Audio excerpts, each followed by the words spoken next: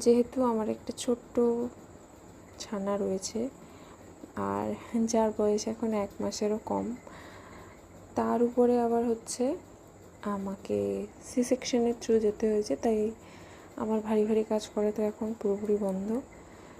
তো একটু রিকভার হয়ে আমি ছোট ছোট হালকা কাজগুলো করি, যেমন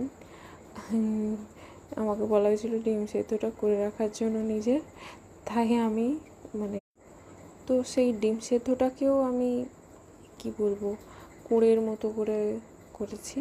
যাই হোক, আর যেটা একটা রিয়েলাইজেশনের ব্যাপার সেটা হচ্ছে আগে আমি না জলটা একটু কম খেতাম। এখন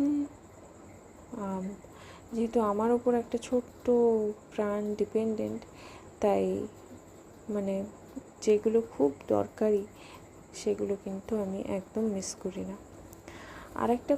আরেকটা কথা হচ্ছে যে সত্যি বলতে সবসময় ইচ্ছা করে না, মনে হয় হ্যাঁ একটু পরে খেলে কি হয়েছে, বা প্রতিদিন সেই নিয়ম করে একটা বাচ্চাকে দেখাশোনা করার পর নিজের জন্য আবার করতে ইচ্ছা করে না, কিন্তু করাটা খুব জরুরি সেটা নিজেকে মনে করিয়ে দিই মাঝে মাঝে, আর নিজের রুটিনগুলো কিন্তু ফলো করি।